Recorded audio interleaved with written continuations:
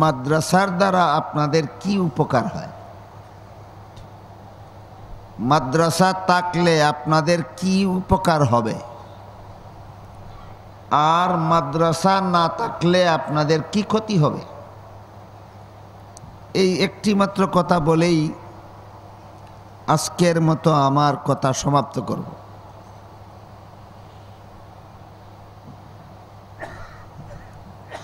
জগৎ বিখ্যাত তফসিরের কিতাব তফসিরে কবির, লেখক হলেন আল্লামা ইমাম ফখরুদ্দিন রাজি রহমতুল্লাহ আলী।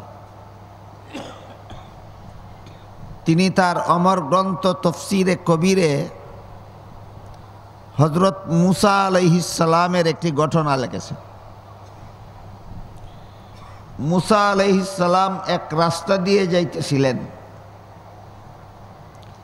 রাস্তার পাশে এক ব্যক্তির কবর ছিল।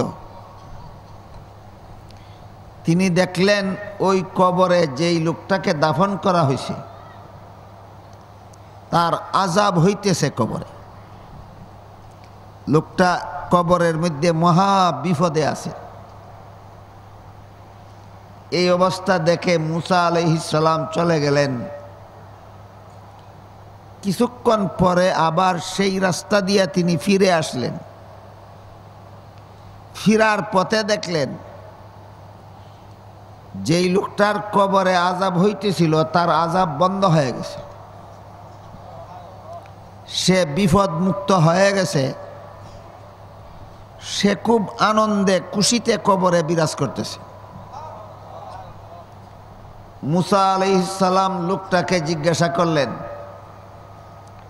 আমি যাওয়ার পথে দেখলাম তুমি মহা বিপদে আছো, তোমার উপর আল্লাহর আযাব গজব হইতেছে। ফিরার পথে দেখলাম তুমি সুখে আছো, আল্লাহর গজব আল্লাহর শাস্তি তোমার উপর থেকে বন্ধ হয়ে গেছে। ব্যাপারটা কি, ঘটনাটা কি? তখন সেই কবরের বাসিন্দা হযরত মুসা আলাইহিস সালামকে জবাব দিল, আমার মরণকালে আমি আমার বিবিকে গর্ভবতী অবস্থায় মরণবরণ করেছিলাম।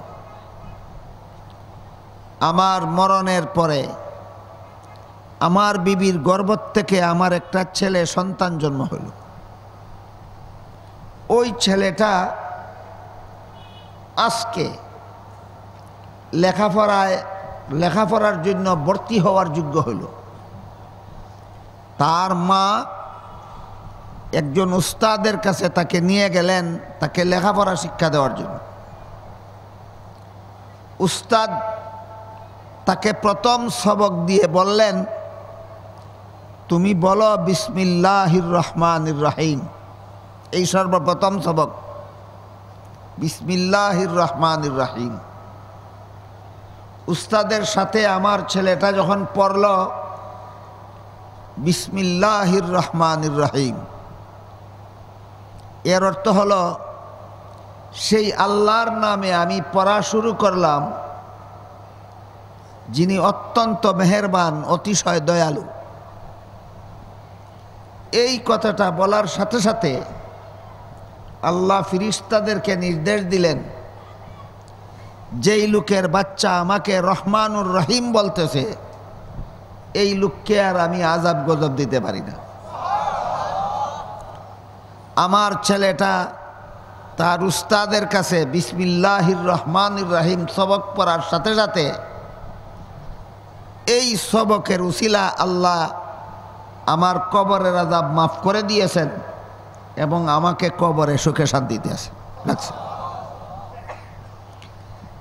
এই বিসমিল্লাহির রহমানির রহিম প্রথম সবক দেওয়া হয় ছাত্রদেরকে প্রাইমারি স্কুলে, হাই স্কুলে, কলেজে, ভার্সিটিতে, না একমাত্র মাদ্রাসায়? তাহলে মাদ্রাসা কি জন্য? আপনাদেরকে জাহান্নাম থেকে বাঁচাবার জন্য। মাদ্রাসা থাকলে আপনাদের জাহান্নাম থেকে বাঁচার ব্যবস্থা হবে। মাদ্রাসা না থাকলে আপনাদের জাহান্নাম থেকে বাঁচার ব্যবস্থা হবে না। এজন্য হাদিস শরীফে রাসূল করিম সাল্লাল্লাহু আলাইহি ওয়াসাল্লাম বলেন, কুন আলিমান, তুমি আলেম হও। আপনারাই বলুন, কোথায় লেখাপড়া করলে আলেম হওয়া যায়? একমাত্র মাদ্রাসায়। একমাত্র মাদ্রাসায় লেখাপড়া করলে আলেম হওয়া যায়। রাসূল বলেন, তুমি আলেম হও, আল্লাহর কাছে নাজাত পেয়ে যাবে। আর আলেম হওয়ার জন্য আলেমের ছাত্র হতে হয়। কেউ আলেমের ছাত্র না হইয়া আলেম হতে পারে না। কাজেই যদি আলেম হতে চাও তাহলে আগে আলেমের ছাত্র হয়ে যাও।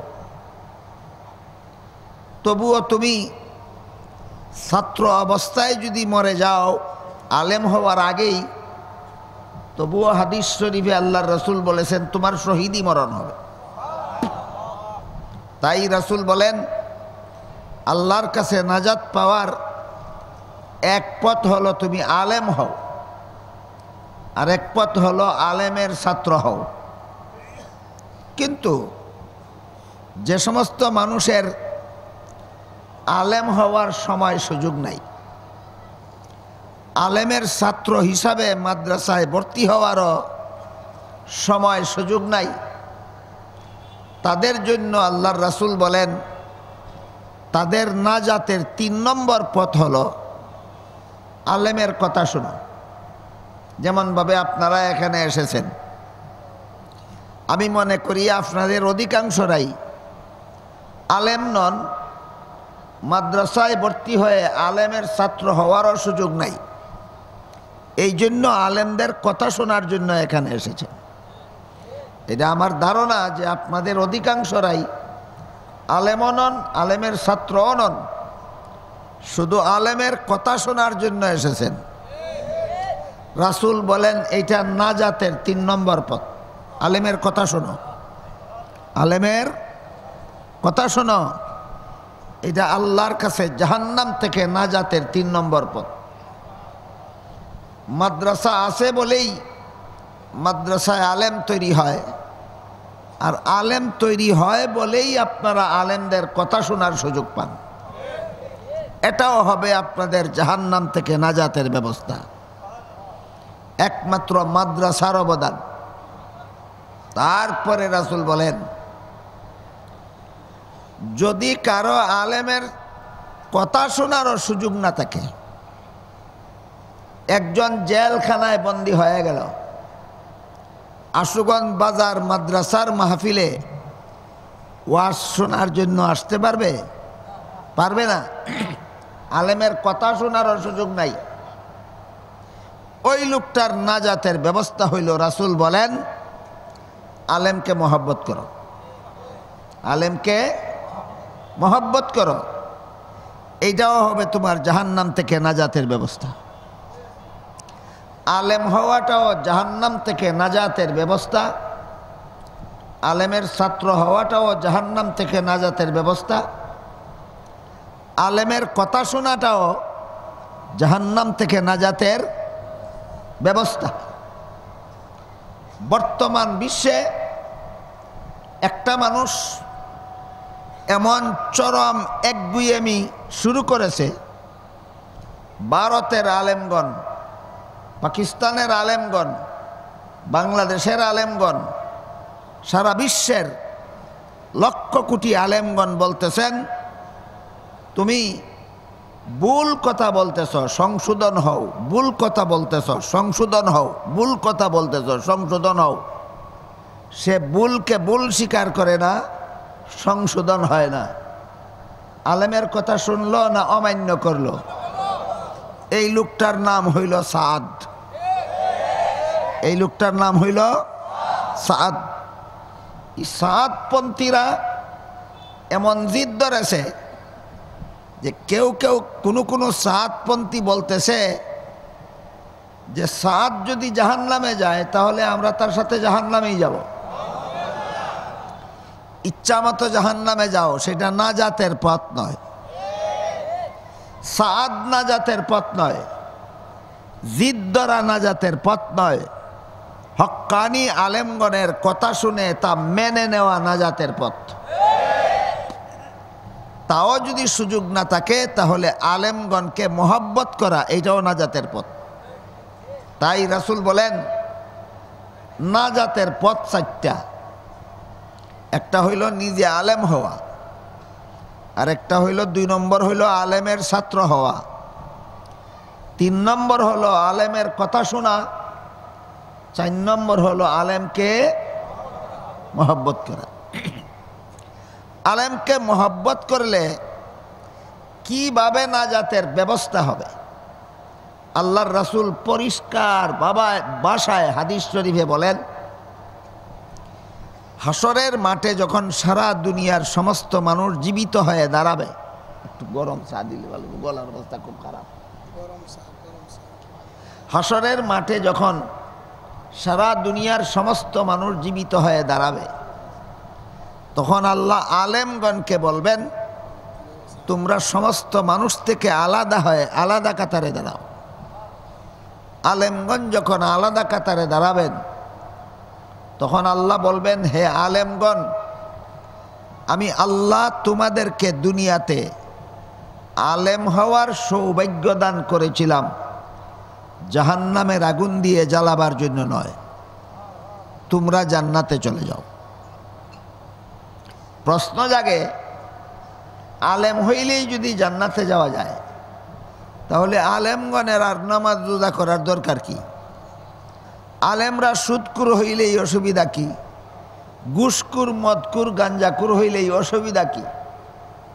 এই প্রশ্নের জবাবে মুফাসসিরিন কেরাম লিখেছেন, আল্লাহর দৃষ্টিতে কোরআন হাদিসের এলেম শিখলেই আলেম হয়ে যায় না, এলেম মতো জীবন যাপন করলে আলেম হয়। সমাজে কোরআন হাদিসের এলেম যিনি শিখেন তাকেই আলেম বলে। আল্লাহ শুধু কোরআন হাদিসের এলেম শিখলেই আলেম বলেন না, এলেম শিকার পরে এলেম মতো জীবন যাপন করলে আল্লাহ আলেম বলেন। তাহলে আল্লাহ যাদেরকে আলেম বলেন, তারাও কি বেনামাজি হতে পারে? তারাও কি বেপর্দা হতে পারে? তারাও কি সুদকুর, ঘুষকুর হতে পারে? পারে না। এখান থেকে আমাদের জেনে নেওয়া দরকার, চিরকাল মনে রাখা দরকার যে আলেম 2 প্রকার। এক প্রকার সমাজের দৃষ্টিতে আলেম, আরেক প্রকার আল্লাহর দৃষ্টিতে আলেম। সমাজের দৃষ্টিতে আলেম কারা? কোরআন হাদিসের এলেম শিখলো যারা, কোরআন হাদিসের এলেম শিখলো যারা। আল্লাহর দৃষ্টিতে আলেম কারা? এলেম মতো জীবন যাপন করলো যারা। তাহলে এবার থেকে পরিষ্কার হয়ে যাক, আমরা কাদেরকে হক্কানি আলেম বলবো? এলেম শিখলো যারা তারাই, না এলেম মতো জীবন যাপন করে যারা? হ্যাঁ, তারারে হক্কানি আলেম বলা হয়। এই সমস্ত হক্কানি আলেমদেরকে আল্লাহ বলবেন, তোমরা জান্নাতে চলে যাও। হাদিস শরীফে আল্লাহ রাসূল আরো বলেন, আল্লাহর হুকুমে আলেমগণ যখন জান্নাতে যাওয়া শুরু করবেন, তাদের জান্নাতে যাওয়ার পথের 2 পাশে কিছু গুনাহগার মুসলমান দাঁড়িয়ে থাকবে। এরা একদিকে আলেমও নয়, অপরদিকে আবার গুনাহগার।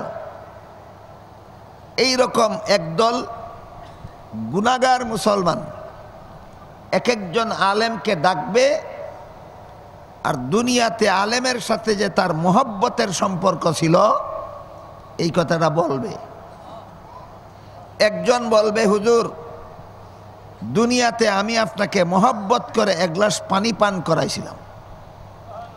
আরেকজন বলবে, হুজুর দুনিয়াতে আমি আপনাকে মহব্বত করে 1 বদনা উজুর পানির ব্যবস্থা করে দিয়েছিলাম, কিন্তু আজকে আমার গুনার কারণে আল্লাহ আমাকে জাহান্নামে যাওয়ার আদেশ করেছেন। আল্লাহর রাসূল বলেন, হাসরের মাঠে গুনাহগার মুসলমানের মুখে এই কথাটা শুনে আলেমগঞ্জে জান্নাতে যাইতেছিলেন, তারা নিজেদের জান্নাতে যাওয়া বিরতি দিয়া দাঁড়িয়ে যাবেন। কেন দাঁড়িয়ে যাবেন? এই উদ্দেশ্যে যে শেষ চেষ্টা করে দেখি লোকটাকে জাহান্নাম থেকে রক্ষা করা যায় কিনা। আলেমগণ দাঁড়িয়ে আল্লাহকে বলবেন, হে আল্লাহ, এই লোকটা ঠিকই বলেছে, আমাকে মোহব্বত করে এক গ্লাস পানি পান করেছে।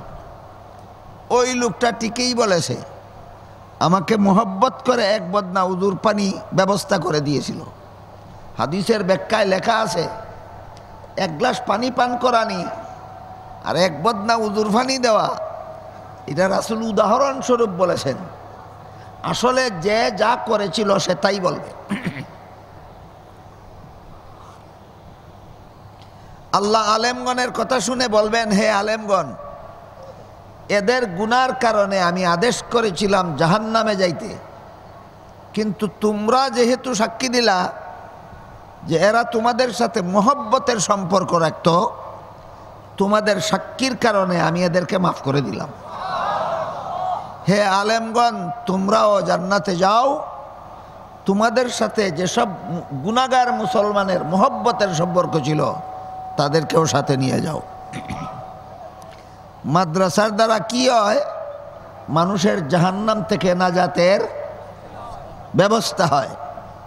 হয়তো আপনি আলেম হইলেন, হক্কানি আলেম, জাহান্নাম থেকে নাজাতের ব্যবস্থা, না হয় মাদ্রাসায় ভর্তি হইয়া ছাত্র হইলেন, সেটাও জাহান্নাম থেকে নাজাতের ব্যবস্থা, না হয় মাদ্রাসার সবাই আলেমগণের কথা শোনার জন্য আসলেন, এটাও জাহান্নাম থেকে নাজাতের ব্যবস্থা। তাও পারলেন না, আলেমগণকে অন্তর দিয়া মহব্বত করলেন, সেইটাও জাহান্নাম থেকে নাজাতের ব্যবস্থা। পরিষ্কার হইল যে মাদ্রাসার দ্বারা কি হয়? মাদ্রাসার দ্বারা সর্বস্তরের মানুষের জাহান্নাম থেকে নাজাতের ব্যবস্থা হয়। এর চেয়ে বড় কোনো উপকার আরও কোনো প্রতিষ্ঠানের দ্বারা হতে পারে? কাজেই মাদ্রাসার দ্বারা যত বড় উপকার গোটা মানব গোষ্ঠীর হয়, এত বড় উপকার আর কোনো প্রতিষ্ঠানের দ্বারা হয় না। তাই আমাদের মাদ্রাসার উপকারিতা বোঝা দরকার, মাদ্রাসাকে যথাযথভাবে মূল্যায়ন করা দরকার।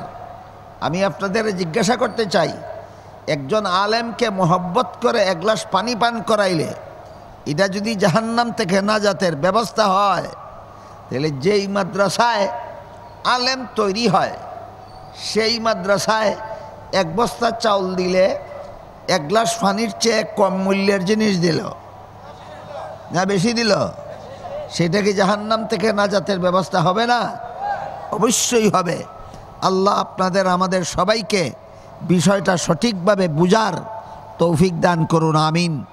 সুবহান রাব্বিকা রাব্বিল ইজ্জাতি আম্মা ইয়াসিফুন ওয়া সালামুন আলাল মুরসালিন আলহামদুলিল্লাহি রাব্বিল আলামিন।